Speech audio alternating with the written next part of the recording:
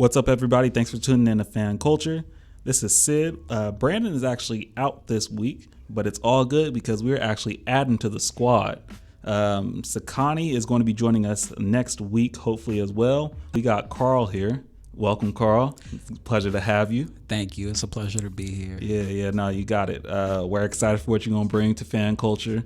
Karl is the contrarian of the group, so I'm pretty sure the conversation is going to be spicy at all times. I'm excited myself, man. I'm just ready to get to it. All right, for sure. We got a lot to get to on today's episode. We're going to talk about the Final Four a little bit. We'll also talk about should players be eligible for the NBA draft straight out of high school. We're going to talk about the AAF suspending operations immediately, NBA playoffs, who's the rookie of the year between Trae Young and Luka Doncic, and then just some other stuff as well. But first and foremost, there was a tragedy over the weekend. Nipsey Hussle was killed in his own neighborhood, his own backyard. Prayers up to his whole entire family. How you feel about that, Karl? That one hurt. I used to be bothered by this statement that people would make. It's even something that Nipsey said in a song where they compared him to Tupac. I always found that to be a little offensive, but his death, it was real eerie. And then it's crazy how that statement, you don't realize what you have until it's gone. Like, right. It's real. And I'm sitting in the car, I'm driving, I put on some Nipsey, and I'm just like, dang, no more music. Right. It's over. And it's crazy because the night before I had been introduced to his Long Racks in the Middle, and I'm listening to that song, and I'm like, man, this is different. This is just a real different sound. Like, I love to hear some more of this. And I put that on Facebook. I put the artist, the name of the song, like the little fire emoji, and I'm like, yo, this song is dope. The next day, that happens, right. And it's just like, man, when I'm really starting to become a Nipsey Hussle fan, which I'm not saying I started to become a fan the night before, because I love Victory Lap. Right. Definitely album of the year. I don't care what trophy Cardi B has, but the fact that it's over and I have nothing but everything prior to that date to go back to, it was sad. Yeah, I mean, it's definitely sad. Real fans obviously know the music. I wouldn't necessarily myself a real fan. I was kind of in the same boat as you were. I was familiar with him, somewhat familiar with the music, but I couldn't say that I was, I knew everything from top to bottom. I was with him since day one. Right. Some true fans and stuff. Never lie and act like that. Yeah, but, I enjoyed his music to an extent. I was very aware of, really the works that he was doing in his community as well. I feel like obviously that stuff is more important than even the music. Right. What you do with your platform is most important, and he was using it in a positive light more so than a lot of other artists where we only respect their music and that's about it, when it comes to them. Absolutely. And one of the biggest things that even made me want to start paying attention to him, I'm not a follower, so anybody can tell me, yo, this album is dope, this rapper is cold, like you need to listen to him. Honestly, when you tell me, I'm probably not going to do it just because you told me, and I don't want to do something because you told me to do it. Yeah. But I watched his interviews on The Breakfast Club. If I can listen to you speak, then I know I can listen to you rap. And I enjoyed his conversation because I knew his music was going to be a reflection of it. Yeah, you could tell what's in their heart based on that conversation. Nipsey Hussle as a speaker, as a man, just what he presented as a human being, absolutely amazing. So I would love to send my prayers to his family, to his daughter Amani, to his son Cross, to Lauren. She going through a lot right now. His brother, I'm not 100% sure about his parents, if they still on earth, but anybody that knows him personally, my condolences. Yeah. And I mean, I understand people will probably ask, well, why are we even talking about this right now? It's entertainment. Sports is entertainment as well, but at the same time, these are real life people. These are real life situations, families being affected by the stuff that we don't necessarily care about. We'll type whatever we type, we'll say whatever we say, and, we keep it pushing. But, people, they see those words and they're really affected by that. Real lives being affected. So we just want to make sure just to shout out Nipsey, rest in peace. Thank you for everything that you've done, for the community, the countless lives that you've affected. I don't think anyone will ever be able to actually count how many lives you've affected, directly, indirectly, whatever the case is, the inspiration that you've been overall. Definitely. So, for sure. Let's go ahead and jump into the NCAA Final Four. I think we can both agree that it's such a random Final Four. I honestly didn't expect any of these teams to be in. If you remember from last episode, I picked Tennessee, Duke, North Carolina, and Michigan to be in the Final Four. You were just all wrong. Yeah, 0 for 4, 0 for 4. But Brandon was 0 for 4 as well. So don't throw him under the bus just because you was 0 for 4. Well, I have to make myself feel a little better. I don't think anyone predicted this Final Four. No doubt these teams have gone through a lot to get there, so they definitely deserve it. But I don't think anyone thought it was really going to be these 4. Who would you call the biggest shock? The biggest shock. Because none of them have like terribly low rankings. Right. It's not like a 15 or a 9. Yeah. No Cinderellas or anything this year. I know Auburn came in as a 5 seed, but Brandon did say that Auburn was a tough team. They have Bruce Pearl as their coach. He's a well-respected coach in the college ranks. I'd probably go with Texas Tech being the biggest surprise. I didn't think Gonzaga was going to come out of that region. I thought Michigan was going to come out, but still, Texas Tech was a surprise nonetheless. Who do you think is the biggest surprise? You know what? I'd say Texas Tech as well. Just considering, like you said, that region. Who else was over there? So I go with them as well. Yeah, I mean, I know Virginia was a number 1 seed, but I didn't really think they were going to make it. Virginia always has an elite defense, but they're terrible in offense. Right. They still barely made it because they almost lost to Purdue. They probably should have lost to Purdue, but they earned their spot there. And I think all these teams definitely earned their spot. Obviously, the team that we all thought was going to be there that isn't is Duke. Did you think Duke was going to make the Final Four? Because I had them as my pick to win it all. I know that was the popular pick, but I really thought they were going to do it. You know what? Yes, I would have given them the Final Four. I didn't think they were going to win the championship because I just felt like that would have been far too predictable. And with college basketball, one and done through the tournament, I never go with the number 1 favorite. Yeah. Because I know a majority of the time you're just not going to do that. Right. It's hard to be your best every single night, especially when you're going up against a team that knows they have to be their best in order to beat you. Yeah. You know, you look at a team like Duke, consensus number 1 overall pick in Zion Williams. At one point in time, RJ Barrett was the consensus number 1 overall pick before the season started. During the season, he slipped to number 2. Now it's looking like he might be 3, but still, you have a guy that talented. I remember at the beginning of the season, they were talking about their point guard possibly being the number 1 point guard in the nation before John Morant sprouted. Cam Reddish has looked like he's going to be a great NBA talent when you consider the 3-point shooting and what he's done, big shots he's made this year. So Duke did look amazing, but I didn't have them winning the championship only because I know it just doesn't happen like that. Yeah, I mean, Duke did have a great season. I understand it didn't, end with the Final Four appearance or a national championship. They did have a great season nonetheless. But I think that we always look at how players translate to the NBA game, and we think about what they would do in those kind of circumstances. And we forget that college basketball is such a team-oriented game, and Duke simply wasn't the best team. They had some of the best talent, but they weren't the best team. In the game against Michigan State, really, in essence, they only played 6 players. I was just going to say that they appeared to be, and I'm use a term that LeBron used a couple years ago in Cleveland, they appeared to be a little too top heavy. Yeah. Zion has to score 30. RJ Barrett has to score 30. Right. Cam Reddish has to score 20. Yeah. And it's just like, okay, who else? Yeah, and the thing is, maybe that style would have been effective had they actually, run plays for Zion. When you watch Zion play, they're not really running set plays for him. It's offensive rebound, or it's, I got the ball and it's 10 seconds left on the clock. All right, well, let me just do something. Right. Like, they weren't actually running set plays for him.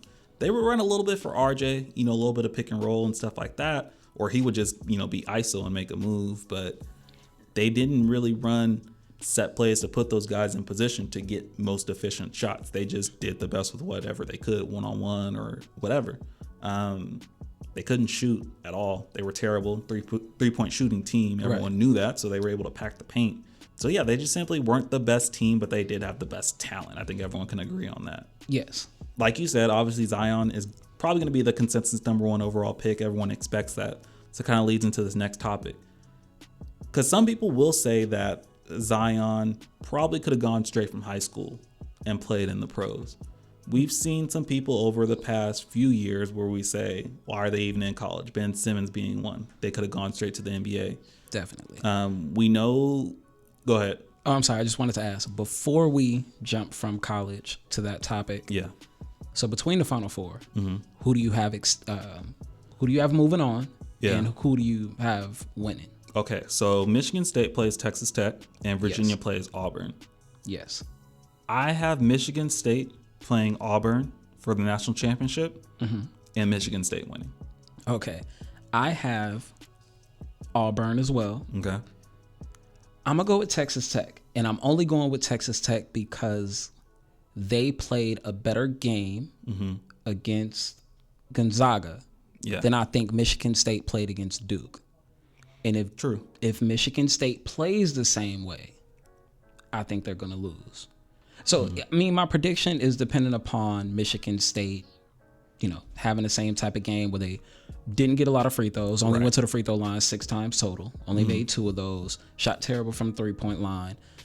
It's a little bit more dependent on that versus Texas Tech, who found a way to get to the found a way to get to the free throw line, converted, high percentage, made, a good number of threes to win a tournament game. So if Texas Tech can remain the same, I think they should be able to get past Michigan State. But I do have Auburn, and I'm gonna say Auburn for the win. Auburn for the win. I'm gonna take Auburn. Okay. Interesting. You almost made me change my pick between Michigan State and Texas Tech. You almost made me change my pick, but the only reason I'm gonna stick with it is because Michigan State, they have some senior leadership. Especially in the college game, limiting turnovers is huge. They only had 7 in that Duke game. Duke had 17. So although they didn't get to the line, they were able to control the game by not turning the ball over. I think Duke ended up with 0 fast break points, which is insane for any team. How do you not allow a single fast break point? That's really unheard of. Like, I honestly, the fact that you said that, like, I've never heard of a team just having 0 fast break. Right. points. I mean, not a single breakaway steal. no leak outs, no nothing. Exactly.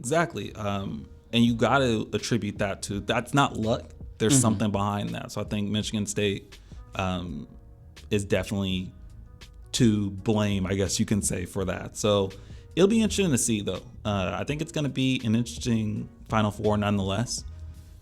It's one where I definitely see 2 competitive games. Yeah. Oh, no, definitely. I think the Virginia and Auburn game is probably going to get ugly because Virginia likes to play ugly. That's how they win games. Right. So, but Auburn's a tough team. I saw them duke it out against Kentucky.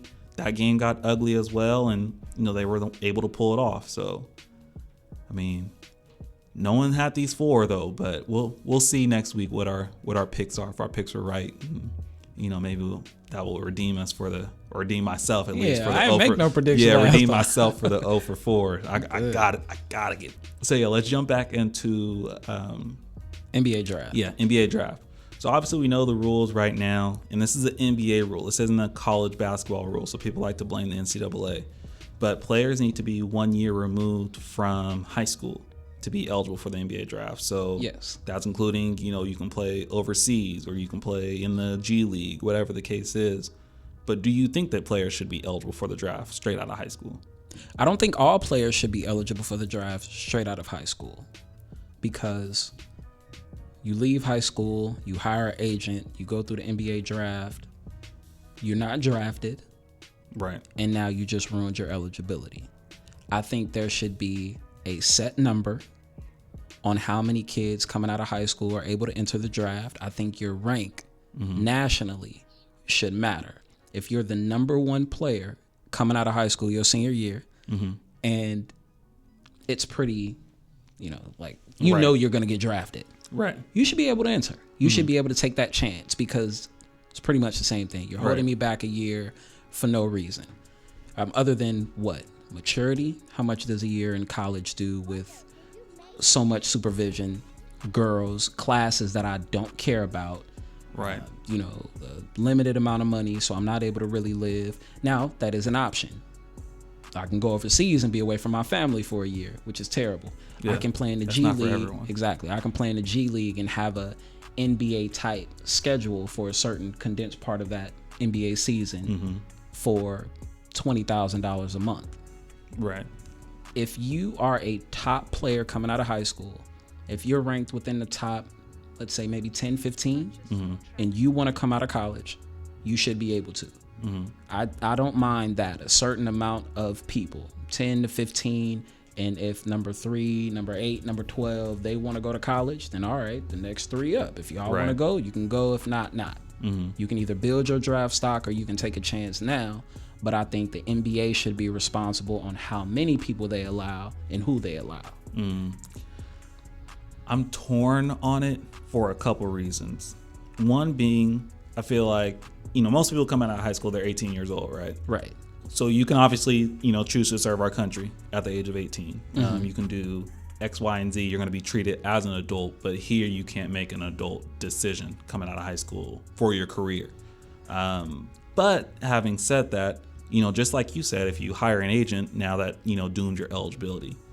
I think that if you end up being drafted in the second round or going undrafted, I feel like you should have the right to still, retain your eligibility. Say, you know what, sorry, I'm good. Let me go ahead and go back to school, whatever the case is. Yeah. I don't know how that will work for the NBA teams, where they would, get like I don't know how that would help for their draft pick. I don't know if they'd be able to maintain that pick or whatever the case is. I think it should, and it can work in the same exact manner of which you draft a foreign player, but they decide to stay in their country. Do like a Euro stash. Exactly. Right. Like you have my rights, but I want to go to college. Right. And why not? Right. Yeah, I think it should be something along the lines of that, because I don't think we should deny people the opportunity. But, most players going in, they declare for the draft and they think they get the analysis, they get the results from the combine, they get the projections that say, hey, it looks like you're going to potentially be undrafted. Do you want to make a decision right now before the draft, or do you want to make a decision, or you can't make a decision after the draft right now? But I think that still should be a possibility, because you don't quite know how things are going to play out. And I don't think that, especially, you're not going to learn that much at the college level in terms of college basketball, because the game is so different. You could almost make the argument that high school basketball is closer to the NBA level right now in terms of just style of play. College basketball is set plays, it's running full court press, it's doing all the stuff that you don't do in the NBA. Going against a zone, right? That alone. Yeah, can you really make the argument that Zion has become a better player from his year at Duke? It's questionable. Maybe he has, and I think that he has to an extent. If anything, you should at least be smarter. Yeah. But the argument that some people have, will you work on your fundamental skills? You can do that without being in college. You can literally do that anywhere, anytime, practice, after practice, your own house. Like, you can do that anywhere. Right. And you're going to be giving these guys, if they do go to the NBA, they're going to get the best trainers, the best nutritionists, the best, all that stuff. Exactly. And then when I go to college, these fundamental tools that you're giving me are more so fit for the game that I'm playing today versus the one that I'll be playing next year. Right. So you're teaching me how to break down a zone and how to penetrate a zone and how to post up in a zone and how to defend in a zone. Yeah. And then when I'm getting drafted, all of these scouts are saying I can't play defense. Right. Because I don't know how to play one-on-one. I don't know how to stay in front of anyone. Never been put in a situation like that. Unless you're Jahlil Okafor, who's been working on them probably since he was a kid. College doesn't do what people says it does. Yeah, college isn't preparing you for the NBA. It's not like in college football where you see the NFL is taking college football principles and applying them to the NFL. Right. That's not happening at the college game. That's not, I'm going to take this Princeton offense and go apply it to the NBA. It doesn't work like that. There's no direct association between college court and NBA court. You can definitely see one between college football and NFL football on the field. Right. Yeah. That's why they keep saying, well, this quarterback is, NFL ready because they run a pro style offense. Alabama pro style defense. Look how big they are and the way that they run this and this and that. There's a direct correlation between the way you play college football and NFL football, not with NBA. Yeah, no, definitely not. I've never heard somebody say, well, this basketball player is NBA ready because of the style of offense that he plays.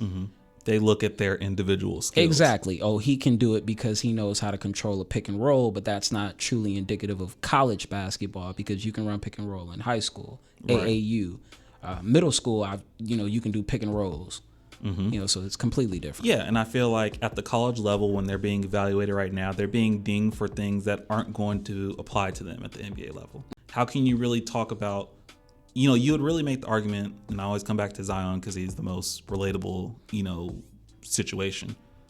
People act like Zion isn't going to be able to do a lot of what he's doing in college basketball. But like we said, there's been a zone offense, so he can't post up because how are you going to post up against a zone? Everyone's just going to collapse around you. But in the NBA, where there's more space and it's going to be one-on-one, who's going to be able to actually check Zion physically? You know what I mean? I think a lot of people. In no space, I mean, it's just, mano y mano. And, if you have legit shooters around him, he had one shooter around him that, all season. Right. Give him 2 shooters, 3 shooters. He can pass. He's a willing passer. He definitely got a high basketball IQ. Definitely can. I'm conflicted on Zion because where people talk about his weight, I feel like he has a negative on his height and his length.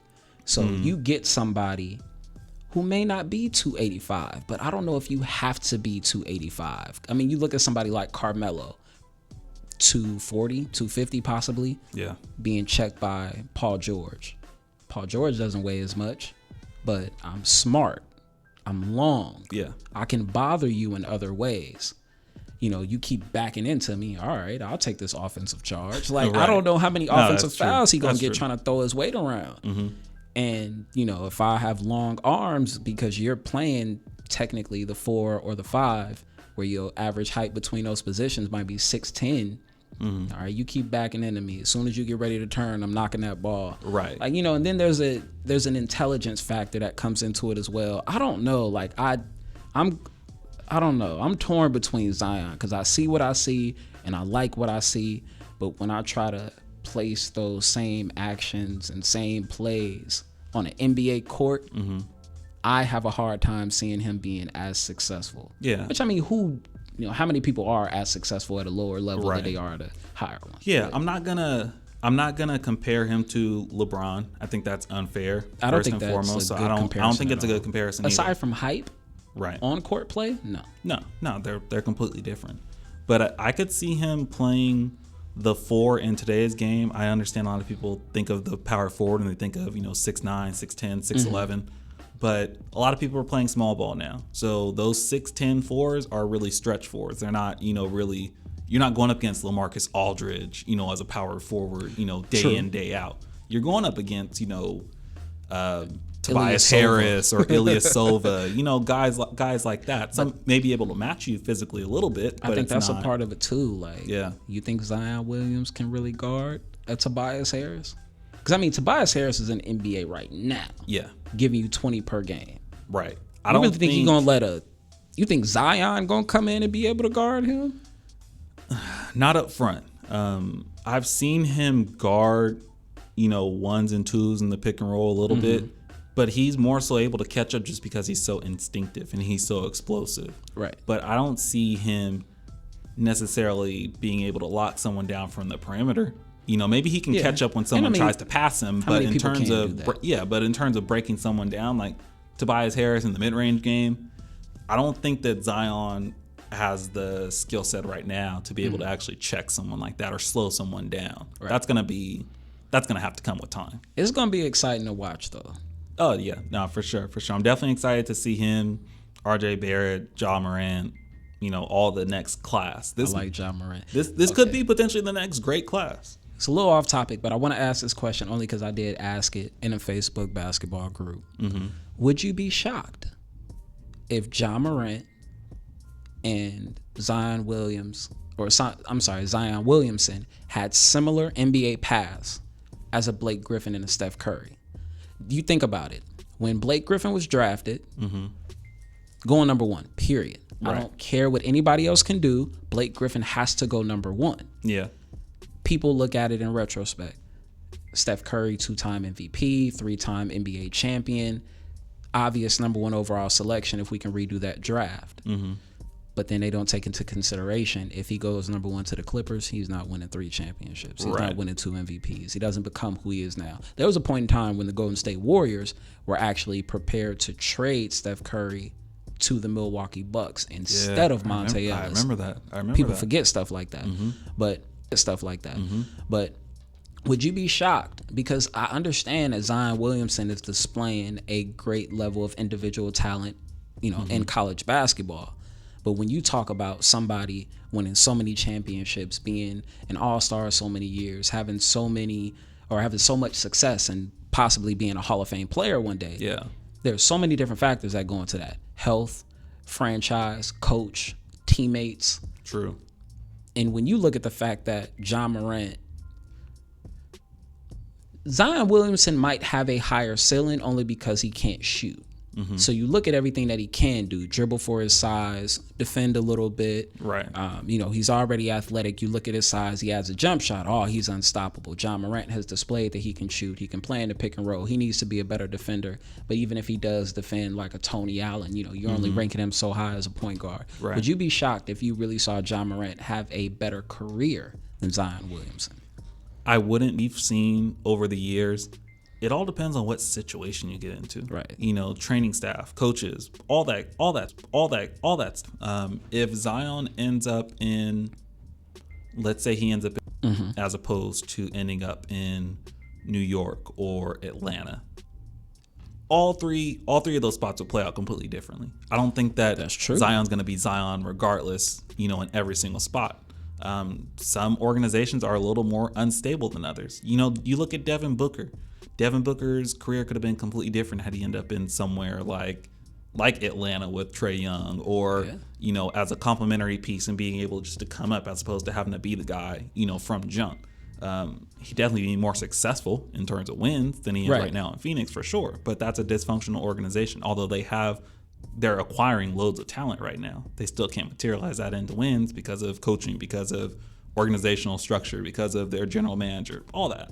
So it wouldn't surprise me if John Morant ended up having a better career than Zion.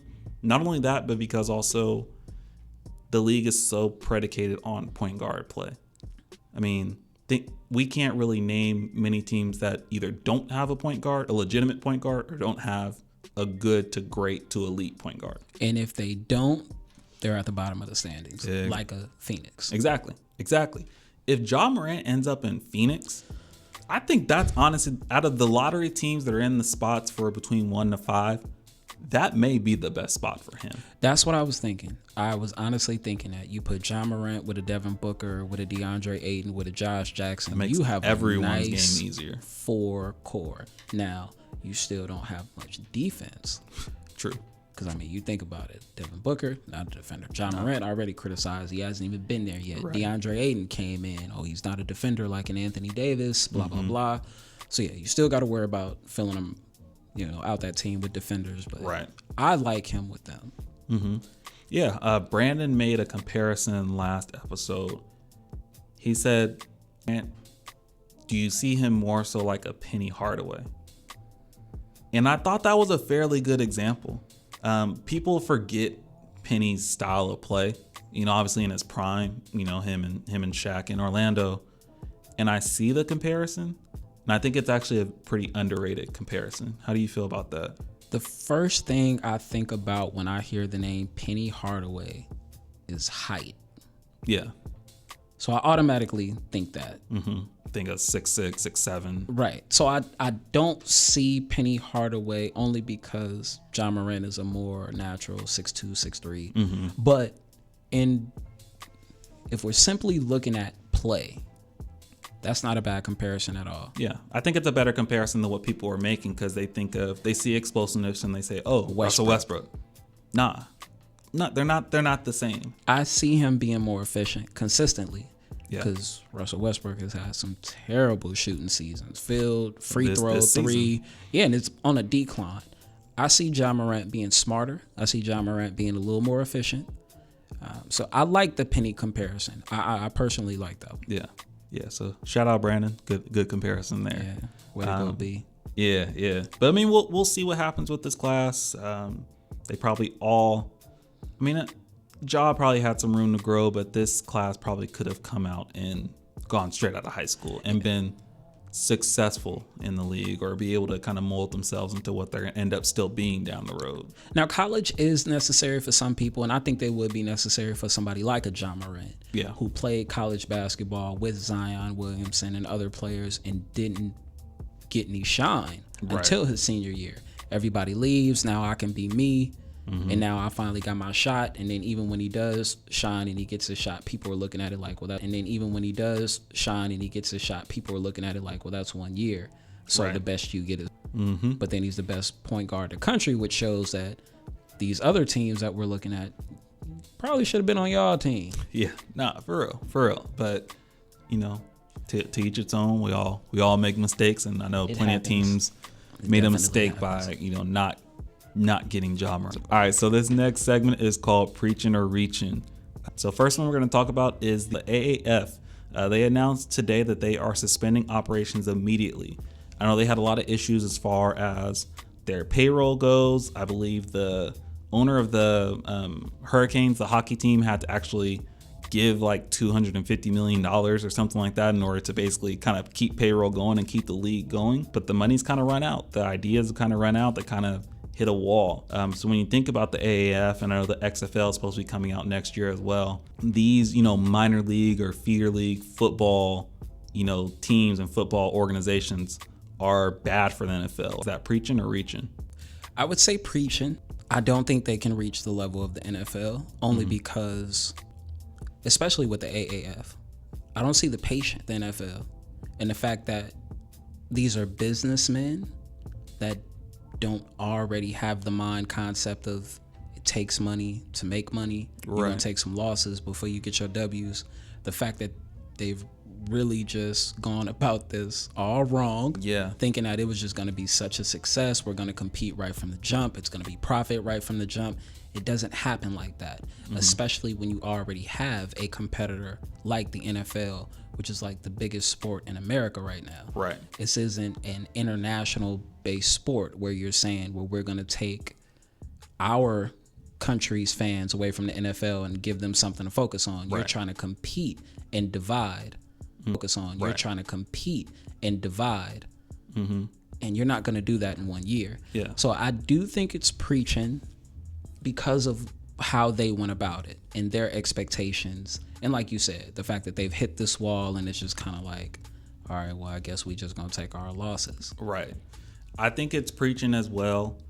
But I also think the idea, from what Bill Polian said, he eventually wanted the AAF to be a feeder league to the NFL. I didn't really see that being feasible, because think about organizations, think about, first round picks that have developed to be organizations, think about, first round picks that have developed to be bust or didn't quite reach expectations. They'll end up being out of the league in 4 years. Right. They're still 25, 26 years old, but no one wants to take a chance on them. So why do you think that, obviously Johnny Manziel was playing in the AAF, Trent Richardson, some other big names as well. Right. Do you really think that a team was going to take a chance on one of them in the NFL to bring them back? No one's going to bring Trent Richardson back at 27, 28 years old to be a running back for 2 years. That's the first touchdowns and 6 games played. Yeah. But if you're the Indianapolis Colts, if you are the Cleveland Browns, I can't remember who else he played for in the NFL, but you already know. I don't trust it. Right. Because we've seen this success from you in college, which is why we asked you to come play with us. And now you're playing with a lower level of talent. And you're succeeding, which is what we saw from you years ago at a younger age, at a healthier state, because you didn't have as much miles on your body. From you years ago at a younger age, at a healthier state, because you didn't have as much miles on your body. Yeah. I don't want you back. Right. I already had you. I know how good you were. I know what your ceiling is. I know what I got from you. I'm not interested. Yeah, and all 32 teams have seen that. They've seen it at the level that they needed. Right. So I don't think that they're going to go, try to find the next gym, in the AAF. I think they're really going to focus on the draft and kind of moving forward and get younger players, get guys from the current college systems, just like we talked about earlier, how the game is evolving. Trent Richardson's time in college, the offenses weren't even the same back then as they are now. So he's almost out of touch, a little bit. And on top of that, like I said, already aged. So why are you going to take a chance on someone that's 26, 27, 28? A downhill power back when we run spread offenses. And Exactly. you need to be able to catch the ball. Right. I'd rather go just draft, an unknown 21-year-old from Ball State. Exactly. And take a chance on him. And mold him into whatever I need him to be. Trent Richardson, you are what you are already. So why am I I can just get someone and turn them into whatever I want them to be. Right. So the only way I see that being possible, if that was their goal, if that was their expectations, you get someone who is either coming out of college and undrafted because of off the field issues, possibly had some sort of a bad injury that nobody wants to take a chance on. Right. And then they show that they can still play, but a lot of that does have to do with age. Yeah. I'm 1 year removed from college, and I'm showing that my knee is fine. Right. I just led the league in receiving over here, 13, 1400. You can take a chance with Yeah, it. yeah. I'll something definitely like take a that. chance Then on that. something like that. That's fine. Right. But fine. Right. But for what they were doing, what they had, and I looked, they actually had an ex-NFL player by the name of Charles Johnson lead their league in receiving. Yeah. Had about 687 yards as the leading receiver. So it doesn't even look like you guys are putting up the numbers that'll make me even want to pay attention. Right. Yeah. No, I definitely agree with that. I know that people kind of like the style of play a little bit. It was a little more aggressive. We know it's lightweight touch football in the NFL right now, or at least the target area is different. But I think from an entertainment aspect, they were a huge surprise, and they put themselves on the map the first couple of weeks. When people saw some of those hits, they were like, dang, Right. okay, this is what the AAF is doing. But I don't know how sustainable that was going to be long term. And like you said, I think even just the overall star power or lack of star power, when you're seeing how am I going to find a team to latch onto and be a legitimate fan of and say, I'm going to watch them, the San Antonio whatever, every single time they're on. I mean, it just wasn't really hanging on to me like that. And then you think about that, what you just said. They were trying to bring the excitement, the entertainment, quote unquote, the danger back to football, which is what the NFL is trying to get rid of. You look at somebody like Le'Veon Bell, set out an entire season where he was guaranteed about $14 million because he didn't want to get hurt and risk the following season. Right. When that money does come into play with those minor NFL or those minor football leagues, all right, well, you got us playing this dangerous football game. Right. I need my contract fully guaranteed because you're not going to give me a $10 million contract, $2 million guaranteed, and then I get my $2 million and I just got $8 million sitting here, but I can't rack up my yards to get that. I can't get my touchdowns to get that because y'all got us just playing. Yeah, and I'm still trying to make it to the NFL to Exactly. get that $40 million. Y'all got us just playing, and now I'm hurt. Right. So, it's a catch-22 with that one. I don't even know how many NFL players actually think about that. Yes, we are making the game soft, but we're also trying to make the game a little easier for y'all. So you can play 15 years. Right. Regardless of your position. Right. So right now it's only been quarterbacks. Exactly. Play about 15. Running backs are flaming out. The average running back is flaming out in like 5 years. Yeah, it's bad. I mean, they always said NFL, not for long. Get your money and get out. Right. And it's true. And it's very true. But, I mean, we'll see what the XFL has to provide, come next year. I know Vince McMahon is behind that. And maybe the business acumen will be a little different. I expect a lot of fireworks, literally. Yeah. A lot of fireworks, probably a couple horses running across the field. He going to put on a show. Oh, no, he is. So, I mean, I think the XFL is going to be probably a big hit for its first season back. Yeah. I know people liked it when it first came out. So, we'll see what it holds there. All right, so let's talk about the NBA playoffs. So, the playoffs are about to start in about a week or so now. Right around the corner. And we kind of already know what team's going to be in the mix, and we really just want to see them finally play it out. Right. So obviously, when you look in the Western Conference, you've got Golden State in the first seed. Denver's still holding on to the second seed right now. Portland and Houston are not that far behind either. And in the East, you got Milwaukee as the number 1 seed, Toronto behind them in the 2 seed, You've got, obviously Philly and Indiana and Boston to worry about as well. But really, in the grand scheme of things, only Golden State, Houston, Milwaukee, and Toronto are true title contenders. Is that preaching or reaching? All right, give me them names one more time. So only Golden State, Houston, Milwaukee, and Toronto are true title contenders. I'm going to say reaching. Okay. Only because it would really, really suck for anybody. It would really, really suck for anybody to go up against Boston and for them to get it together in the playoffs. Right. It's too late to get it together, but it happens. It's and possible. We saw it last year with Cleveland. Yeah.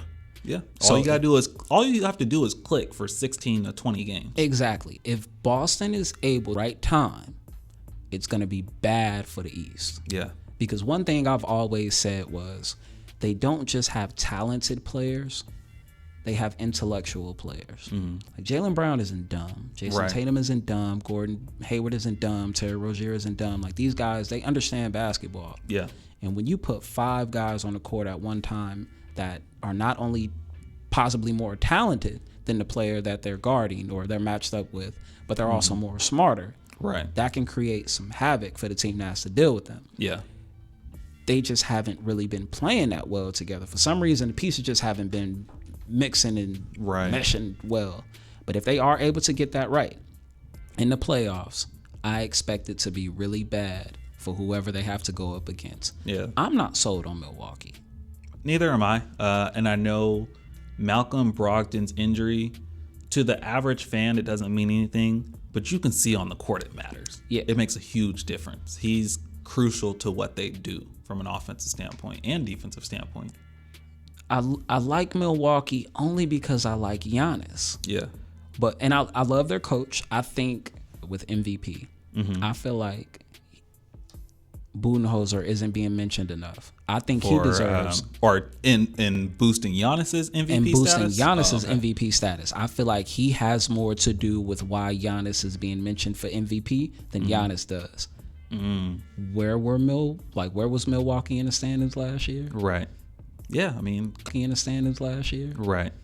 Yeah, I mean, coaching matters. Coaching really matters. I mean, that's the biggest difference. Yeah. You get a brand new coach who people forget turned around Atlanta.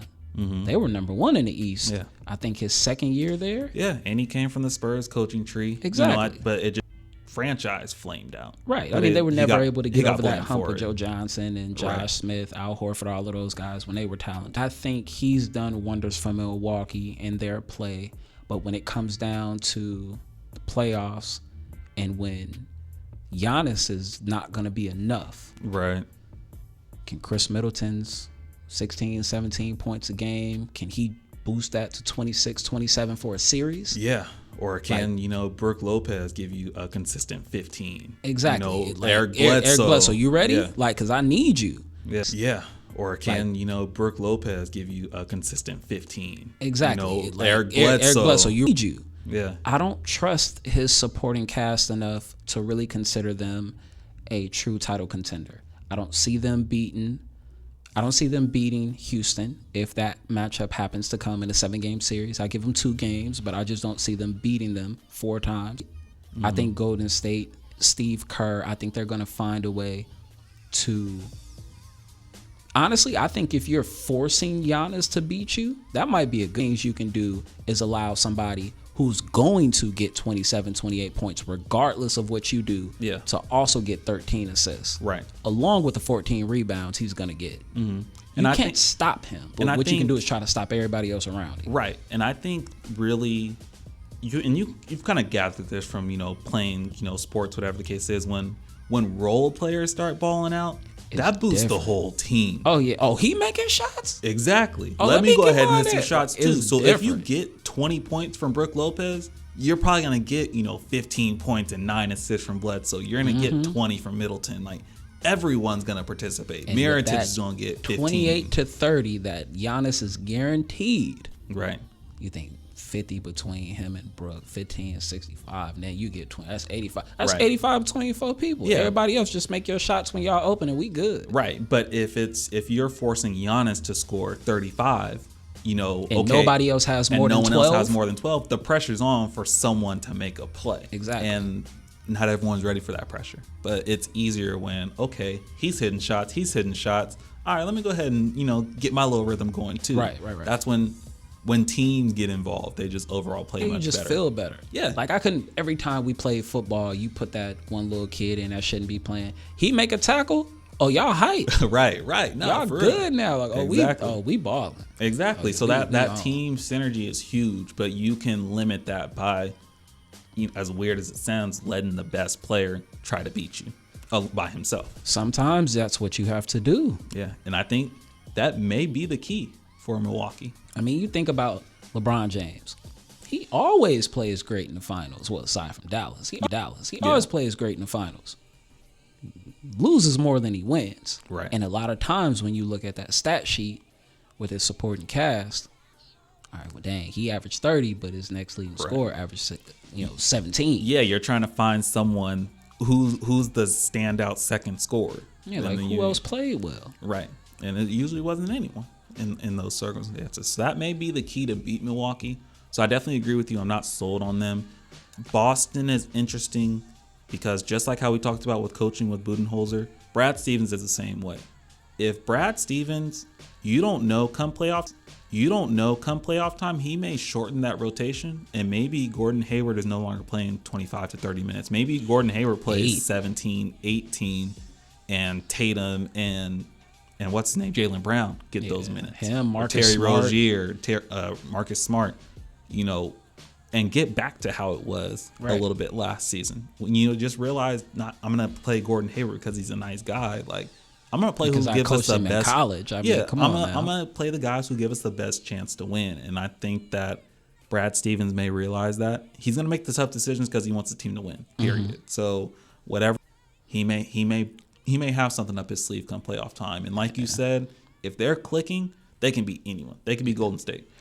Yes, I think so. Especially this year because Golden State isn't Golden State. Right. They're still a good team. They're still the best team in the West, but they're just not them of recent years. Mm-hmm.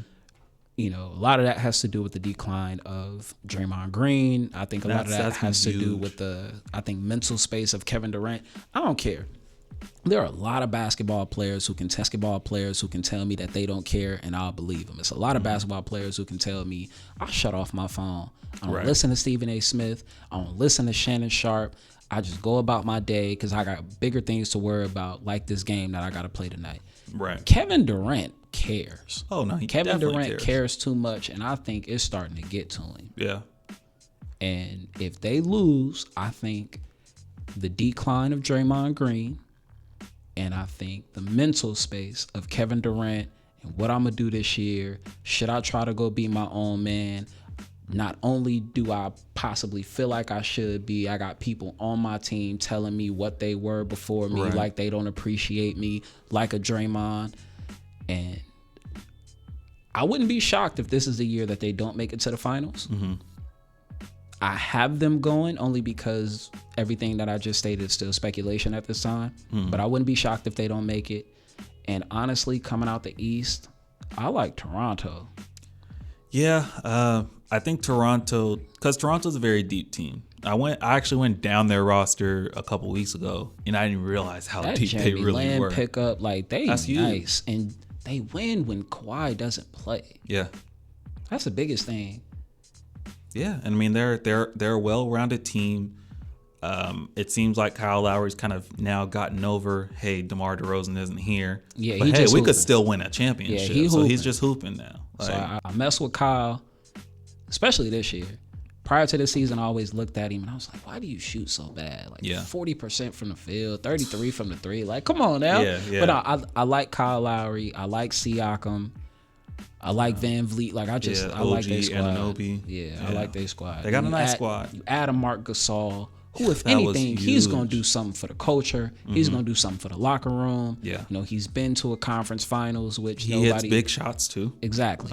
You still got Serge Ibaka and his defense and his experience with OKC and their success going to the finals once.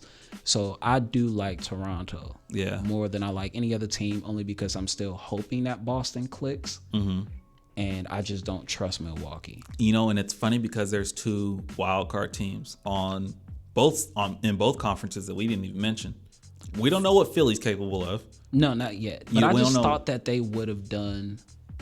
I mean, it's not like they've been bad. I thought that they were going to be better. Since they acquired Tobias Harris after the trade deadline. Yeah, I didn't think they were going to be. I mean, I'm sorry, they haven't been bad, but I thought, it's finna get. I thought they were going to be great. They got Tobias Harris, not like that's what I was looking at. Yeah. I thought they were going to immediately be the best team in the East. I thought they had a chance to snatch Milwaukee. Because you look at that 5, you look at Simmons, Redick, Butler, Harris, Embiid.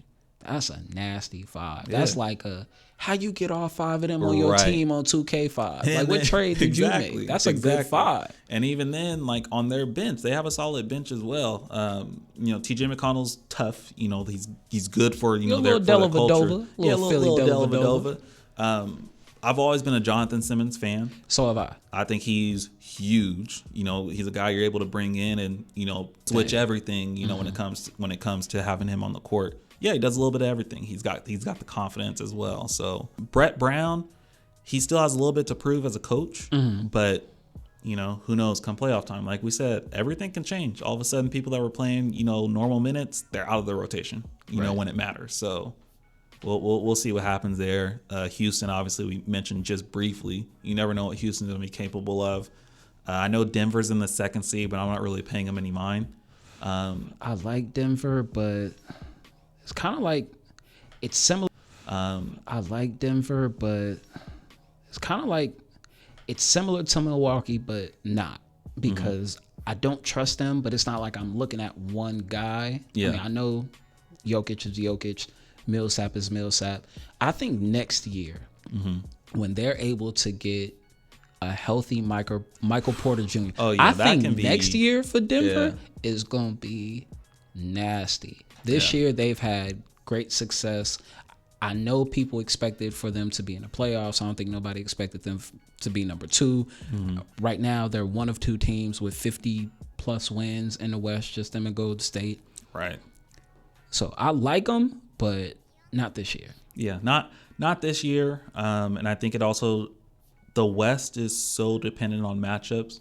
We don't know who they're going to play in the first round. Right now, they're set to play San Antonio. San Antonio's in the 7th seed. OKC's in the 8th seed, but they both have the same record. And what about a drop from OKC? And you know what? I was just thinking about that earlier today, too. I know a lot of people want to blame Westbrook or say, hey, they're not contenders. But a lot of it happened with Paul George's injury, with the shoulder injury. Their defensive intensity went down.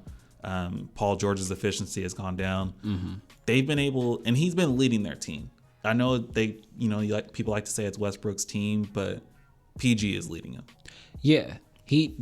Westbrook definitely found a way, and this isn't easy for everybody to do. He definitely found a way to be himself statistically, but still take a back seat, right? In a sort, because you think a 3rd consecutive year averaging a triple-double, still has a good usage rate, but he's making the necessary passes to someone else saying, "Show turn." Yeah, you good. He's been deferring. Much more than he ever has. And it's a lot. It's a much different game when you're here, shoot it, get me an assist, and all right, do your thing. Right. 2 completely different passes. Yeah, but just imagine Westbrook is someone that can turn that switch on too.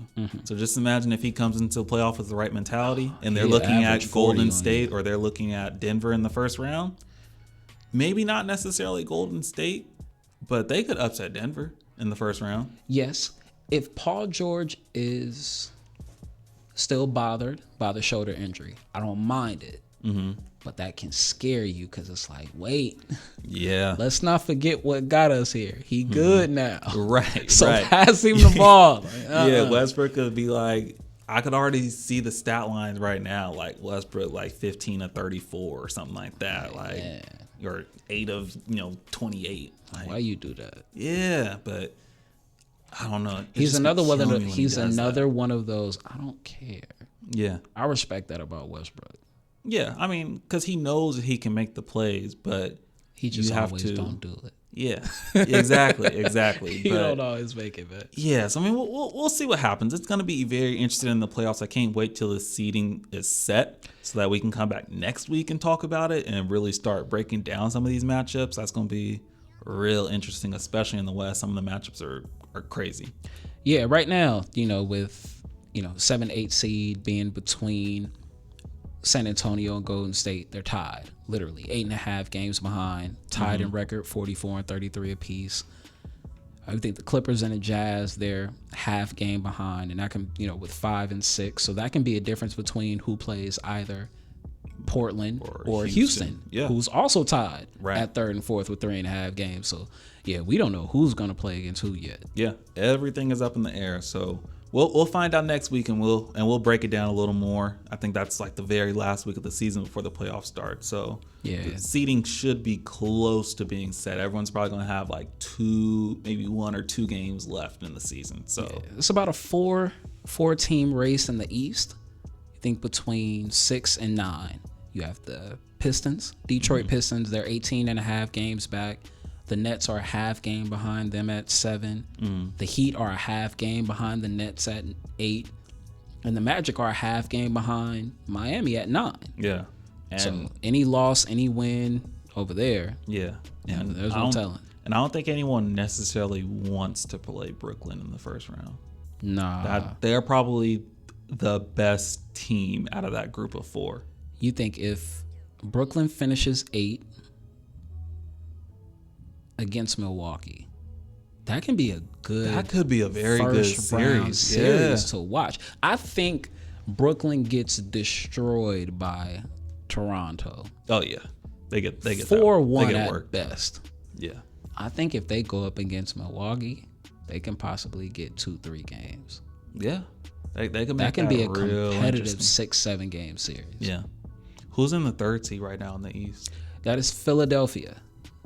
I don't see them beating Philly, but that'd be an interesting series as well. I think their best shot, which is crazy, is Milwaukee. The number 1 team, and that's hard to say. And I'm pretty sure for some people it's even hard to swallow. But yeah, with Philly, they're 8.5 games back, and they have a pretty good lead over 4 and 5 with Celtics and Pacers, who are both tied at 12. Yeah, I can't wait. I've been waiting all season for the playoffs. Yeah. How does it feel not to have LeBron James in the playoffs this year? Do you even does that even cross your mind, or do you have to be reminded by that?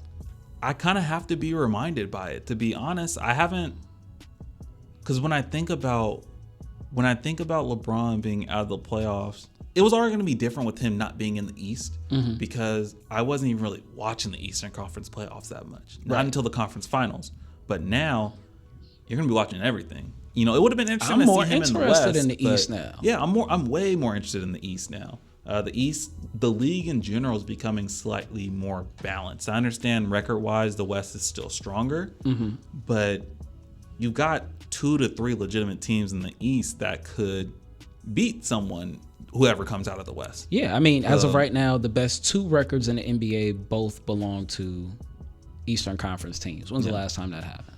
Man, the East hasn't been that good since Miami and Boston. Man, 2011, 2012. Those were some good NBA years. I mean, you think even before Miami, Cleveland, Boston, Orlando, Washington, Atlanta. Those were some really good teams that I love to watch. Yeah, that was 10 years ago. Yeah, with Miami, crazy. It was just one team. At first it was Chicago, then it was Indiana. Right. Yeah, I forgot about Chicago and Indiana, and even pre-LeBron and Bosh Miami, Wade was still a problem out there. Between their championships. So. Right. And they had some close series with Boston when he first got to Miami, but I had Miami as like a favorite in all of those. I just wanted Boston to win. Yeah. Nah, but can't wait till the playoffs. We'll have Sakani and Brandon back here. Yeah, but we're going to stick with NBA for now. Obviously, the Rookie of the Year debate has now become a debate.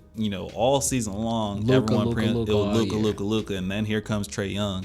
It seems like every time I look, Trae Young is either making a buzzer beater, he's crossing someone, or he's making some sort of highlight. Right. So, I mean, who do you think is Rookie of the Year right now? Honestly, it's still Luka, and it's a very easy decision for me. Very easy? Very easy. I understand what Trae Young has been doing as of late, and some people say better late than never. Yeah. In this case, they're wrong. You're a little too late to the party. Luka has been doing what he's been doing all year. Right. And he's improved his numbers after the All-Star season as well. So isn't he averaging almost a double-double since the All-Star break? Yeah. So it would be a difference if Luka was averaging, let's say, 25 and 7 before the All-Star break, and then after he dropped to 15, 4 and 4, while, you know, Trae Young, you know, upped his numbers. But even so, you played more games prior to the All-Star than you do after. Yeah. Me personally, I'm going with the guy who's been more consistent over the course of the season, who has more wins in regards to his team at the moment, and someone who also improved their numbers after the All-Star break for that last leg of the season, as opposed to someone who we looked at and we saw, okay, so you can play on the NBA level. You're just not an efficient scorer, but you can play. Yeah. And then afterwards, okay, you're showing, oh no, I got this. Like I'm I'm getting my leg, like I'm fine now. But that's really all it is. Like, the last 30 games, you've been good. You caught your stride. But there were some, the month of November was especially terrible for Trae. He struggled mightily, during that month. And I think Luka kind of caught his stride in November, December. Right. So, and then even now, it's like, okay, Trae, you're averaging 8 assists. You're averaging 4 turnovers. Yeah. I mean, both of them are high in turnovers, but that's kind of just to be expected with the rookies. I do agree with you. I think Luka is still the pick. But I think it's gotten so much closer. I can see people make the argument for Trae, but personally, I still go Luka. Just consistency matters. And when I look at their stats back to back, so Luka's averaging about 21 and 7 rebounds and about 6 assists. Right. And Trae is about 19. Just over 19 it was points 18, a game. 9, so and then 19 points and 8 assists. Right. Shooting percentages, they're both pretty much a wash. They're low 40s. Both 32, 33%. Yeah, 3-point percentage is pretty bad. Turnover is pretty much the same. Luka does have 1 steal, about 1.1 steals, and I think Trae's under 1. He's like Trae's under 1. He's like 0.7 or 0.8. Yeah, it was like 0.7, 0.8. Yeah, yeah. So I mean, you look at that stuff, but to me, having Trae as a point guard, 8 assists as a point guard isn't as impressive as 6 assists as a swingman / distributor / point forward, whatever you want to call it. So I think overall that's more impressive. If Trae was out here, 9.5, I'd be like, ooh, okay, 9.5 assists a game with those 8. Yeah, he's at like 3.3 rebounds a game right now. So that's low. That's low. I think Trae gets the limelight right now because just like how Luka was before, Luka had the buzzer beaters. He had the big shots. Yes. Now it's Trae's turn to get all the big shots, all the buzzer beaters. Yeah, you're getting the highlights. Yeah. And so we pay attention more. Right. And I know Luka's missed a couple games. I think Luka's played 70 games and Trae's played 77 so far. So I know he's missed a couple games. That's almost like an out of sight, out of mind type thing. But how would you feel about co-rookie of the year? I wouldn't like it, only because I feel like Luka has done more for longer. So he just deserves it more to me. Yeah. I personally wouldn't like that. And you know what? I think part of it also comes to the casual fan says, okay, Atlanta doesn't have anyone. They only have Trae Young. They don't have anyone else on their team. At least when it comes to the Mavs, we say, oh, well, he has Dirk on his team. He had Dennis Smith Jr. on his team. Harrison Barnes previously before the trade. Now Tim Hardaway Jr. So at least you can name some people that were on the team. DeAndre Jordan, before that. Right. But the average fan can't really name anyone on Atlanta's roster. No, so I can name 2. Kent Bazemore. Okay, I can name 3. Yeah, Kent Bazemore, John Collins, and then Prince. Torian Prince. Prince. They got DeAndre Bembry or Bembry. Oh yeah, the point guard. Yeah. Swingman. Hey man, he a point guard on a video game. Oh yeah. No, that's true. That's the only reason why I know him, because I've seen him on 2K. But I mean, most people will be like, well, Trae Young is doing all that by himself. He doesn't have the help that Luka has. But most of them don't really have good rosters necessarily. So I mean, I think that's somewhat a wash.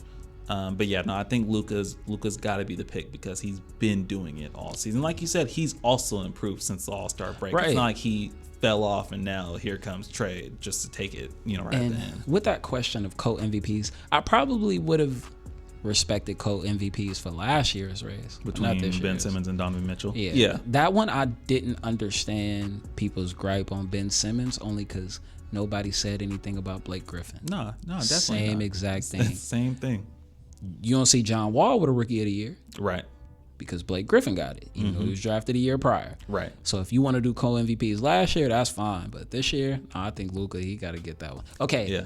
Are you bothered by the fact that the number one overall pick is not in this conversation at all? Because when you're the consensus number one overall pick, but you're not in the discussion for best rookie, what does that mean? I think hard because how often, and I'll probably have to do some thinking about this. How often has the number one pick not automatically been the best player on the team, or in the conversation for best player on the team? Right. It's Devin Booker by far, and Devin Booker doesn't get the respect that he deserves. No All-Stars either. Yeah, no All-Stars. No All-Stars. But think about some of the past, rookies.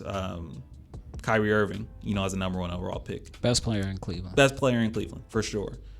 Anthony Davis. Best player in New Orleans. Best player in New Orleans. Anthony Bennett. Worst player in Cleveland. I was like, where is he going with this one? But yeah, I mean, Blake Griffin. Griffin. Unless you want to, say Eric Gordon, but most likely there was an argument. Yeah, Blake Griffin was the best player on best player. Yeah, Blake Griffin was the best player on best player on the team. This has kind of been the first time in a while, or at least that I can remember that the rookie hasn't been the best player on the team, and it's been a significant gap. So he hasn't been able to, how are you going to say, okay, we're going to give the ball to Ayton 20 times on the block, and you? I mean, I can figure out a way you say it, because when you giving me 58 on your 25 shots, we losing by 30. So it's like, might as well get Ayton numbers up. We're going to get Booker numbers up. And that's true. You would. At least you get a big check. Yeah, you got to be looking around for Ayton when, your team is losing by 30 and Booker has 59 points. Yeah, it's like, so I definitely feel you on that. Maybe you should do something besides score.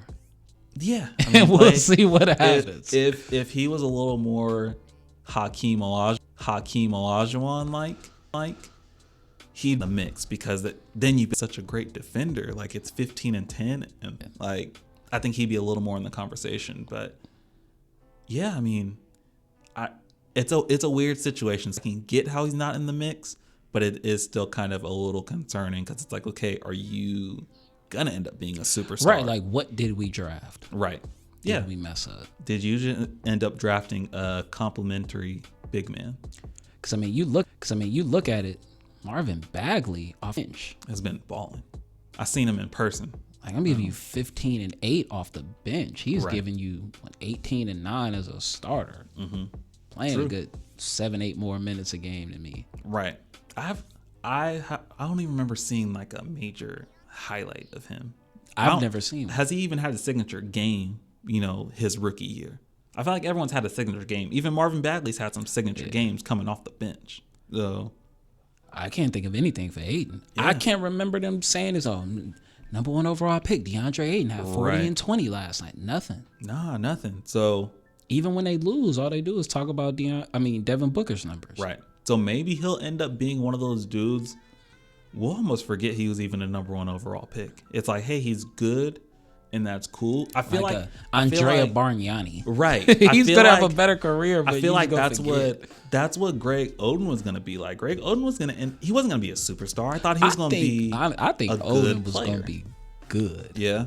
I think Oden was gonna be really good. I don't think he would be as good. I mean, it's hard to say somebody like a Joel Embiid, because two different skill sets. Yeah. Shooting now versus shooting then from a big man, two completely different things. Right. But just as a man in the middle, I'd say he'd be like half a step below Joel Embiid. I actually saw really good potential from him. And then when you look at his numbers when he did play, he was good. Oh, no, his numbers were definitely good. Like, I was shocked. I watched the video that went over the Portland Trail Blazers and their big three that they were trying to build with Brandon Roy, LaMarcus Aldridge, Greg Oden.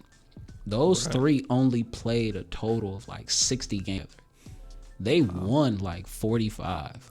Sheesh. They like win percentage as the three of them on the floor is incredible. That's crazy. They're like one of, like, if you look at their three in comparison to like the other three best players on any other franchise, like they have one of the highest winning percentages. Mm-hmm. I mean, it's a short, and it's crazy it's not because even a season, but still, right. And they could have even rebuilt something had, because obviously Brandon Roy injuries kind of derailed him. So let's say that Greg Oden still ended up being fine and Brandon Roy was the one out. Right. Okay, you're bringing in Dame Lillard. You're not even in a position to get CJ McCollum because you're going to be one of the best teams in the West. Absolutely. So, wow. Or even if you took LaMarcus Aldridge out and you brought in CJ and it's those two and Greg Oden. Oh, that would have been crazy. Yeah. Portland just got real bad luck. But they're sitting number 3 something right in the now, water. so It's something in the water there though. Yeah, I think they're almost like they're the new Toronto Raptors. Where it's like, okay, you're always going to have a good season, but what are you going to do come playoff time? Like, they got swept by New Orleans. Yeah, they should have got in the first round. There's no excuse for that. Nah. Not at all. Not at all. And they were the So first off, shout out Carson Edwards in the NCAA tournament. He dropped 42 on Virginia, albeit in a loss. But how often do you see even 35 points scored by someone in a college basketball game? Those like Jody Meek numbers right there. Yeah. At 42. And I watched those. I didn't watch the game, but I did watch those highlights. That was crazy. Like, I'm a little upset that I can't get another game from him. Yeah. Because I just want to see what else will you do. Right. With greater stakes on the line. Like, all right, it's 16 teams, it's 8 teams, it's 4 teams. It's national. I would love to see him in a bigger game. And if he was getting buckets against Virginia, one of the best defenses in the country, just imagine what he would have done against any other team that isn't an elite defense. I mean, he was literally... It got to the point where everyone knew that he was taking the shot, but what were you going to do about it? Didn't matter. Like, I saw great defense played on him. Still drained it. Hit some crazy step backs, some pull-ups. It was just wild. So shout out Carson Edwards. I think he's a junior. I don't know if he's going to end up trying to come back to school or, whatever the case is. But he'd be a good dude to have on a squad. You don't really pay attention to him much in the NBA, but he shows a skill set. He's lightning quick. There were a couple times where they figured he was going to shoot a 3, and he just blew right through everyone. Yes, very nice jab and go. Yeah. That's one thing. A lot of people don't got that fast first step, but he got that nice lean where but you're still worried about the shot. Yeah. And before you know it, you took too late. Right. And we mentioned he looks like he could have played like safety or something. He looks like a little running back, like a little scat back there. Like, dude. Yeah. So, I mean, shout out Carson Edwards. If you end up going back to school, I'll be watching Purdue games. If you go to the league, you're going to be my sleeper pick. So shout out Carson Edwards there. Next, we got up Emmanuel Mudiay. Did you see him get curved by D Wade trying to do the jersey exchange? Everyone's trying to get Dwayne Wade's jerseys his last year. Right. What do you think about that? I think that we all owe Dwayne Wade a round of applause because Emmanuel Mudiay is not the type of player that you want to trade jerseys with. If you're an NBA legend, arguably top 3 at your position all time, you don't give your jersey to a bust. But to be fair, though, ain't no fair. You don't get my jersey. So you can buy it in the NBA store and I'll sign it. But the one that I just took off, ain't nobody on the Knicks good enough for that. Yeah, jersey. that's what I was just gonna say. So you just skip a team? Yes, absolutely. If you are not a superstar, you do not need to be trading jerseys. Like DeAndre Jordan, he's not a superstar. I said not superstar. DeAndre Jordan didn't get my jersey either. He's had superstar highlights. He put Brandon. He killed Brandon Knight. You know what? He should have got Brandon Knight jersey that night. Then no, you are not getting my jersey. If I am Dwayne Wade, you have to be of a certain caliber to trade jerseys with me. Honestly, I respect it. Now, I do appreciate what he did for the guy. I believe it was in Atlanta. Oh yeah, Kevin Huerter. I appreciated that one. That I understood. That I respected. Yeah. That's some fan appreciation type stuff. And I understand, Emmanuel Mudiay, you might have watched me growing up. Yeah.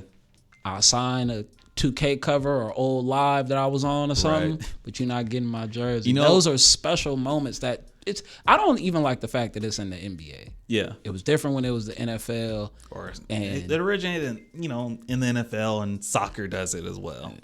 But with the NBA, I don't like it because of reasons like that. Now you're going to have Pooh Jeter trying to trade jerseys with KD. Yeah, no. Yeah.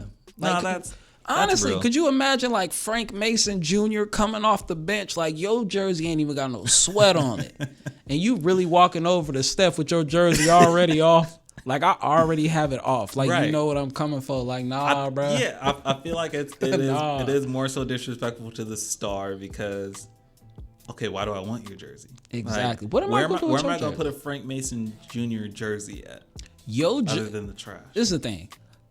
My jersey is like a painting. It's Yeah. gonna appreciate with value. Right. Your jersey is like a car off the lot.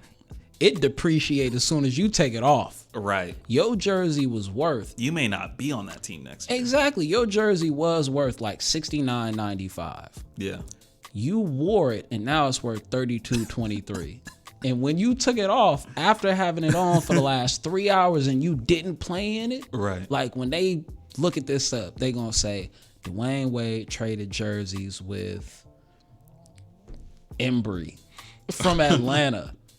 I mean, Dwayne Wade's stat line, he played 34 minutes. He had 22 points, 6 rebounds, 8 assists, 9 for 14 from the field. And they're going to look at Embry, and it's going to be zeros all the way across. you know what? I guess because I get your point, because obviously New York doesn't have any star caliber players. So maybe what he should have done, instead of donating or I don't know who he ended up even exchanging it with, but he said, or at least he claimed, oh, I'm already giving it to someone. I didn't see who. But maybe what he should have done is he should have just donated it to MSG because it's the mecca of hoops. And So that was just his last say- time there. Yeah, so just say, here, I'm gonna give this to MSG. They can hang it. They Frame can it, something like, do come on, whatever. Maybe he should have done that because I get where you're coming from. I can't exchange jerseys with Emmanuel Mudiay. Like, bro, this is your second team, and you're still not a star. Exactly. They brought in Dennis Smith Jr. They talking about Right. bringing in Kyrie or So they still Kemba. have Frank Ntilikina. Exactly. Nobody wants you. Yeah, now that's real. You And- lost your spot to Trey Burke. Yeah, and They're still not settled at the point guard position. You think about those 4 point guards. when you have 4 point guards, you have none. Those are 4 first-round point guards. I can't remember where Yeah. Trey Burke was drafted, but the other 3 He were was all like lottery a picks. mid to late first round pick. He was in like the 20s, You early have 20s. you have 4 first-round picks. 3 of them are lottery picks, all at the same position. And Or I 2 think of they them might were have top traded. 10. They might have traded. Trey 3 of them Burke. were top 10. I think they traded Trey Burke to Dallas for Dennis Smith Jr. If I'm not mistaken. That sounds right. Sounds about That's right. it. You got so that's even worse. Yeah. Because you don't have that 20th pick. You have 3 top 10 picks, Yeah. all at the same position. All at the age of 25 or younger. I'm saying you still talking about getting somebody in free agency. Yeah. That's sad. Well- No, you can't have my jersey. Just for that alone. No, get away from me. Yeah. So I don't know how D Wade is deciding who he's going to exchange jerseys with, because you can't always just say, I'm going to give it to the first person. But then how do you tell that person, let me think about it? Like, what do you tell them? Like, This are is you going what to you wait do. for the better player to come You to don't you? say and then- nothing. And for our listeners who cannot see this, I'm going to describe it the best way I can. This is my nice way of telling you hell no. You shake your head vigorously, but you also got to wave your hand across your throat. When you see that, don't even step toward me no more. I already know what you coming for. So is that more disrespectful than like laughing and be like, yo, you funny? Like, No, that's the thing, because it's nice. I didn't say nothing. If I laugh at you, I don't care about your feelings. If I just do this, I'm trying to be nice. Just get away from me. I feel like that's so disrespectful because it's like I'm not even gonna hear it from you. Like don't even bother approaching me. That's the point. Like sometimes I'm trying to That's mad save you. disrespectful. No, I'm trying to save you from embarrassment because I'm considerate. Yeah. That is the most considerate, mean, disrespectful, but nice way to say no. Because what do you think? Like, meet me in the hallway. Like, I traded with you, but I don't want nobody to see. Like, Yeah. meet me in the back. Like, no, you're not getting my jersey. I'm keeping this one. But that's the ultimate sign of disrespect to the whole entire roster. That's him telling New York, yo, your whole roster is trash. I'm not even. This is the one I'm keeping all season. Yeah. I mean, y'all disrespectful. Y'all trash. They are disrespectful. Y'all disrespecting y'all fans for being that bad. Shout out James Dolan for that. Y'all are mad. Y'all are mad disrespectful as a franchise. That's awful. He's made nothing but. What was the last good decision that James Dolan made? Fire Phil Jackson. But he's still paying him. Yeah. So it's just kind of like just to get him out of there though. Like you just need to get his aura out of MSG. But you need to bring in someone else in return that was respectable. They had, and I don't know, I'm kind of still on the fence about David Fizdale as a coach. I like him. Could they have done better? I think so. Could have gotten, Mark Jackson's been out there this whole time. I don't know if people, honestly, only because Mark Jackson is still out there. He's been blacklisted somehow. That's what I'm saying. Like, what's going on? Like, is he not interested? Yeah. Are people not offering him jobs? Like, his name just keeps coming up, but nothing happens. I think that Golden State put something out there. They said something or some rumors got around. They haven't denied them. And there's something going around about Mark Jackson, which I feel like teams would rather go after Jeff Van Gundy than Mark Jackson. I feel like that would be safe. I mean, with all of the information that's released to the media, then to the public, I'm not saying you're wrong in any case because neither one of us know. Jersey trades. Yeah. I mean, it's just not for everybody. Why has anyone been exchanging jerseys with Vince Carter? I would take a Vince Carter jersey.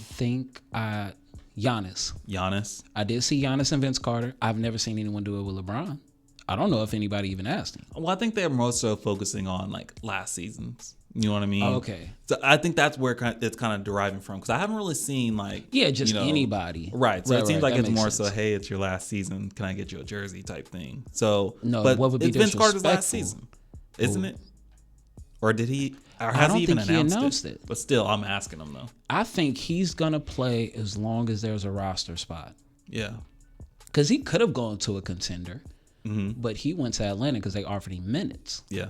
I think as long as someone tells him you got 15 to 20, he gonna play. Because it's kind of like, why not? Yeah.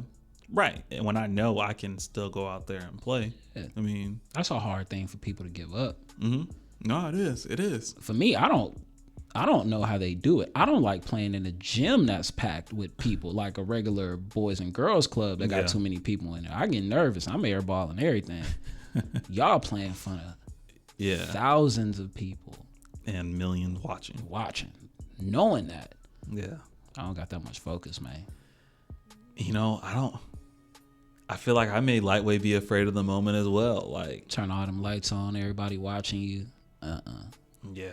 So I mean, shout out to NBA players for how the heck they're even able to do. Then I think some do fizzle out because they're not ready for the moment. Yeah, they're not ready for the limelight. It's a difference. Yeah, no, for sure. So the last thing we got, Channing Frye is retiring, and he actually has some very interesting comments. So let me pull up these comments real quick and see what he had to say. So he said, quote, "I'm rich, I'm a champion, I'm 35 and retiring, and I'm living a great life. So if you think I suck, I'll meet you at LA Fitness in a year, MFer." I love the comment because we always act like NBA players are trash if they aren't the stars of the league. So we lose respect for guys like Channing Frye, for Brian Scalabrine being one, Iman Shumpert, guys that just don't produce at a high level. Right. And we act like because you can't do that, you're trash. Like, these are professional athletes for a reason. Just because they're not doing all that between the legs and fancy crossovers doesn't mean they're not capable of it. It's just not a part of their game at the highest level. Right. But they would cook us. They would, every single one of them. I don't think there's a single NBA player in the league right now that I'd be like, oh yeah, no, I could check them. I don't know. It might be one that I think I can, but that's just the confidence in me as a defender. Yeah, I'm gonna definitely get proven wrong. Right, but right. I'm gonna try. And maybe you'll find out.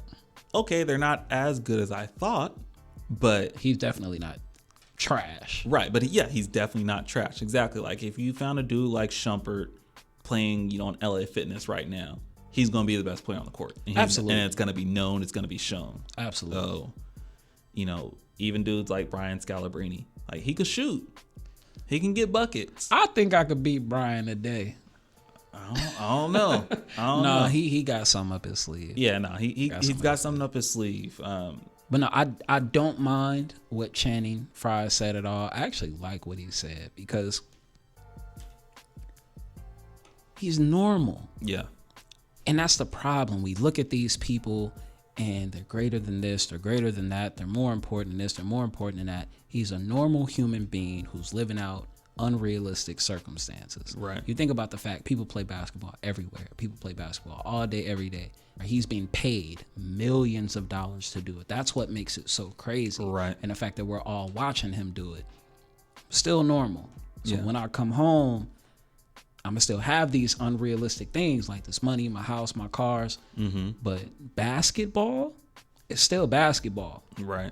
So when I step in that gym, just know what I'm going to do to you. I love that statement because he's bragging, but he's being humble at the same time. Yeah. Like, don't act like this ain't still basketball. Don't act like I can't play with you just because I might not be able to play with him. Right. Because you can't play with him. Yeah. And there's a lot of players that never made it to the league that would still cook someone in LA Fitness. They're putting in work. Absolutely. There's somebody in LA Fitness right now going to work. Yeah. Well, what happened to you? Right. Man, lost my scholarship, and it happens. Mm-hmm. Yeah. No, it's very true. You can even go so low to think about guys like LiAngelo Ball. I could check him, but and that's just my confidence too. But even then, you see him and you say, okay, he's not even in UCLA. He can't hoop. He averaged 35 in high school for a reason. Right. Yeah. So I mean, let's go to the gym and find out. So right. I mean, it's one of those things where, it's like you said, it's the people that are the worst at something that critique the most. Yes. It's always the people that can't do that do the most talking. Yeah, because it's easier to watch, and I don't have to prove myself. Oh no, I'm not saying that I can hoop, but he can't. Like that's really what it comes down to. So right. You never have anything to compare to, but you just say, oh yeah, no, they suck. But, right. And I mean, I get it to a degree. Just because I'm not good enough to make it to the NBA doesn't mean that I may not be able to look at somebody and say I don't think that they're good enough to do it. Right. But I think what he's referring to, what Channing's referring to, are the disrespectful individuals. Yeah. Like he said, you think I'm trash. Trash is a disrespectful statement. Yeah. I'm at the bottom. I'm worthless. I'm something that needs to be thrown away. Let's look at what trash is. Mm-hmm. You're saying I'm trash, but you're not better than me. Right. That's where the disrespect comes into play. And I think that's the big issue that a lot of current and former players have with media. Mm-hmm.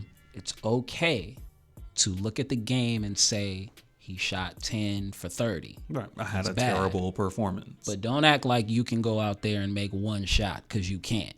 Mm-hmm. I saw Stephen A. shoot against James Harden. Yeah. He didn't make one jumper. Nah. James said, dang, you can't make one? Right. You can't make one, dog? Like, come on, dog. You can't make one? Right. Like, don't act like you can do what I do. Whether what I'm doing is bad or good. Yeah. You can't do anything close to it. Yeah, and I think most people don't even realize how big an NBA court is in general. So, I mean, you think a 3-point line in a high school gym or a college gym is far. Go shoot an NBA three. Add 5-10 feet to that. Exactly. Here I am putting my whole body into a three just to graze rim. You know what I mean? I'm saying, now run down court and play defense against somebody twice your size. Exactly. Or go defend one of the best, one-on-one players in the league or even of all time. And now go, run around some screens and then go shoot a corner three off of. Think about it. We've been playing basketball since we were kids. Yeah. 5, 6, 7 years old. These are the greatest people to ever do it. That's mind-boggling. Like, you think I'm not the greatest in the world at anything. Yeah. You think about how many things it is in the world you can do. You can talk, you can run, you can jump, you can cook, you can act, you can sing, you can dance, you can paint, draw. All the professions in the world, be a doctor, lawyer, whatever. I'm not the greatest at anything. I'm not the greatest dresser, nothing. These are the greatest basketball players in the world. And we have the audacity to call them trash. Yeah, it's wild, but I'm sorry, man. To all NBA players, I would say it was trash. I'm sorry, but you was trash to me. Yeah, but I'm sorry. And there's one player that I especially call trash all the time, and it's Ben McLemore. Why? Although Ben McLemore can hoop, I know he can. It's just so disappointing. Like me and my brother-in-law Ronnie, we actually shout out Ronnie, because we visit them in SAC every now and then, and we love to go to IKEA up there. We saw Ben McLemore in IKEA, and Ronnie and I were both like, "Oh, he trash," but I wasn't gonna go up to him and be like, "Oh, you trash," right. Or I didn't want to go up to him and be like a fanboy, like, "Oh, yo, Ben McLemore," because it's like I was just talking, my energy just switched up completely. Right. So I mean, I have to just keep it on low. Did you speak to him at all? No, I didn't. I lightweight made eye contact with him, and it was kind of weird because I'm like, I don't want him to think that I'm, checking him out or something. So I'm like, oh, yeah. So I made eye contact like, oh yeah, that's Ben McLemore. Oh yeah, cool, and then turn away, keep it pushing. But yeah, I'm like, why are you shopping in IKEA anyway? Like, don't you send people? Save some money, don't you send? But you send people out for that. Like that was when he was with the Kings, so he's making a couple $1 million a year. It's 8th overall pick, so you got it. But ball out. Exactly, ball out. I ain't seen him walk out with anything to be real, but maybe it was just a front. I don't know. Maybe he was there for an event. Maybe he thought, let me go see if somebody recognized me. I wonder how many, honestly, how many known people, how many celebrities, people with fame go out in public expecting that or looking for that, not even expecting it. Like, yo, let me go walk through the mall and get some attention. Just in some sweats and see who notices. Let me just go get some attention because I'm bored. Let me go talk to some people and possibly take some photos. And then when you walk through that mall or that Applebee's and don't nobody pay attention to you, it's like, damn, I should have stayed at the house. Right. And it's probably tougher for celebrities in other industries because they may be more average height or looks or whatever. Mm-hmm. But for basketball players, for football players, you're going to be noticed because you big, you're buff, you're tall, whatever. So even if people don't recognize Ben McLemore, you see someone that's 6'6". It's like, do you play basketball? Right. Oh yeah, I'm Ben McLemore. I play for the Kings. Oh, that's who you are. You gotta tell me all that too. Right. But I mean, went to Kansas, drafted. Yeah, but I mean, we know basketball players well enough to where we can see him in traffic. Like, I remember being in Vegas. And I saw Trevor, or actually, I didn't see Trevor Ariza. Ronnie saw Trevor Ariza. But I saw, like, Aaron Aflalo walk right past him. He was just wearing, like, some jeans and, like, a white T-shirt. No one else would have noticed him. We were like, hey, Aflalo. And then he turned around like, oh, yeah, what's good? Like, and then kept pushing. But he played for the Kings? But it seemed like no one was bothering him at all. Yeah. Like, because he looked like just lightweight and average dude, Yeah, a little on the taller side, but nothing special. He wasn't all iced out or anything. Right. Plain white T-shirt and Nikes. Chill. Wild. Vegas. And that's everything that we got for y'all in this episode. Just make sure to check out our podcast, please. We are on the Anchor app. You can check it out on Anchor. We're on several different platforms now. We're on Google Podcasts, Radio Public, Spotify as well. Check us out there. All of our episodes are being posted there. Follow us on Instagram. Follow us on Twitter as well, @FanCulturePod.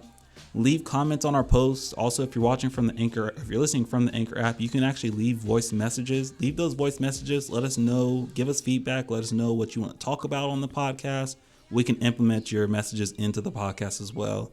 We're all about interaction. You guys are going to help us fuel the discussion. So we're super excited to bring y'all on board. Like I said, just make sure to follow us on your favorite platform. And you got anything to add, Karl?